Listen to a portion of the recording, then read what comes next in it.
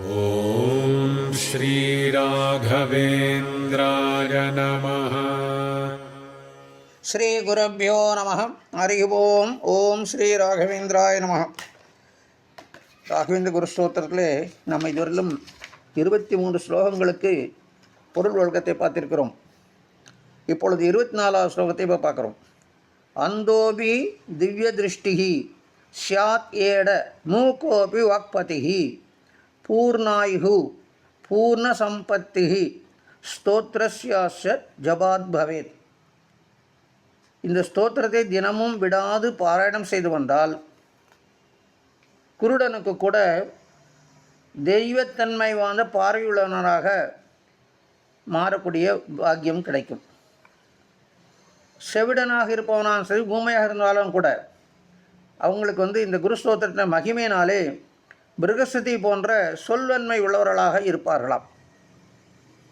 அது மாத்திரம் இல்லை, பூர்ணாயுகு பூர்ண சம்பத்திக்கு நீண்ட தீர்க்க ஆயுளும் சிறந்த செல்வச் செழிப்பும் உள்ளவர்களாக இருப்பார்கள் என்று சொல்லி இந்த ஸ்லோகம் சொல்கிறது.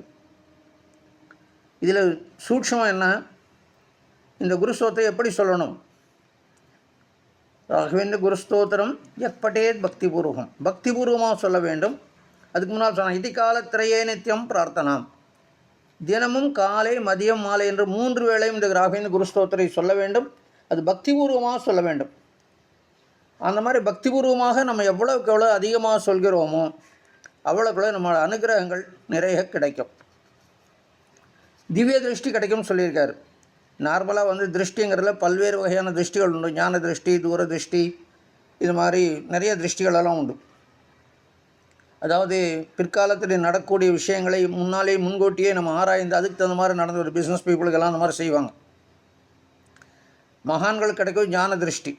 ஒருத்தரை பார்த்த உடனே அவருடைய பூர்வ ஜென்மம் தெரியும், அடுத்த ஜென்மத்தை நினைப்பாங்க, இப்போ எப்படி இருக்காங்கன்னு எல்லாமே கண்டுபிடிக்க தெரியும். அது ஞான திருஷ்டி. ஆனால் திவ்ய திருஷ்டிங்கிறது இறைவனுடைய எண்ணத்தோடையே கூடிய எண்ணம். எப்போ பார்த்தாலும் அவங்க எங்கெங்கே நோக்கினும் அங்கங்கே இறைவனுடைய உருவம் உங்களுக்கு கண்ணுக்கு தெரிய அளவுக்கு அந்த பார்வை அமைந்திருக்குமாம். அது திவ்ய திருஷ்டி. அப்பேற்பட்ட அந்த பாக்கியம் ஒரு கண் தெரியாதவங்க கூட கிடைக்கும் குருஸ்தோத்திரம் சொல்லி வந்தால். அதே மாதிரி வாய் பேச முடியாத ஊமையாக இருந்தாலும் சரி, அல்ல செவிடனாக இருந்தாலும் சரி, அவர்களும் கூட இந்த ராகவேந்திர குருஸ்தோத்திரம் தினமும் பாராயணம் செய்து வந்தால் அவர்களுக்கு பிரகஸ்பதி போன்ற அந்த அளவுக்கு வாக்குன்னை பெறுவார்கள் என்று சொல்லி நூலாசிரியர் சொல்லியிருக்கிறார். அது மாத்திரம் இல்லாமல் நீண்ட ஆயுள் கிடைக்கும், நிறைந்த சம்பத்து கிடைக்கும். இதில் சம்பத்துங்கிறது ஒரு முக்கியமான வார்த்தை. செல்வம்ங்கிறது சம்பத்துனா பொதுவாக செல்வம்னா சொல்கிறோம். ஆனால் சம்பத்தில் ஒரு டிஃப்ரென்ஸ் என்னென்னா, அந்த செல்வம்னு சொல்லக்கூடியதான சம்பத்துன்னு சொல்லக்கூடியது நமது உழைப்பினாலே நேர் வழியிலே சம்பாதிக்கப்பட்டதாக இருக்க வேண்டும். அந்த சம்பாதிக்கப்பட்ட செல்வம் நமக்கு எந்த விதத்திலும் தொந்தரவு கொடுக்கக்கூடாது இருக்குது. அந்த டென்ஷனை கொடுக்கக்கூடியதாக இருந்தால் அது சம்பத்தாகாது.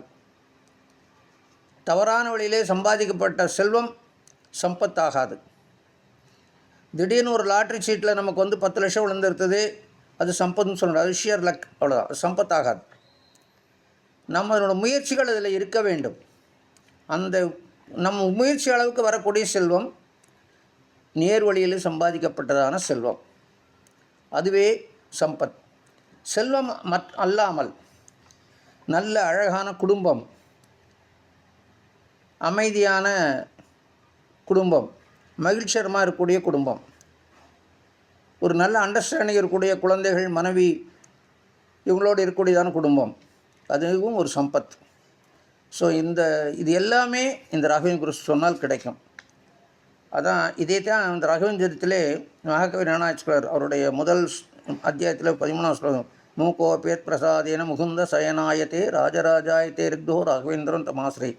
ராகவேஸ்வரமில் தயை இருந்தால் ஊமையும் கூட 1000 நாவ படித்த ஆதிசேஷன் சமானமாக வாக்கு வன்மை பெறுவான், தரித்திரன் கூட குபேரன் அளவுக்கு செல்வம் பெறுவான் என்று மகாகவி நாராயணாச்சார் ராகவேந்திர விஜயத்திலே சொல்லியிருக்கிறார். அதே செய்தித்தான் இந்த ராகவேந்திர குருஸ்தோத்திரத்துடைய 24வது ஸ்லோகம் சொல்கிறது. அது மாத்திரம் அந்த அல்லாமல் அடிஷ்னலாக ஊமையும் பேசக்கூடிய சக்தி பெறுவான் என்று சொல்லப்பட்டிருக்கிறது. இதெல்லாம் அந்த மாதிரி உண்மையிலே நடந்திருக்கிறதா என்று சொன்னால் இன்றைக்கும் நடந்து கொண்டிருக்கிறது என்பதுதான் உண்மை நிலவரம். அதாவது அதை அடுத்த எபிசோட். ஓம் ஸ்ரீ ராகவேந்திராய நமஹ.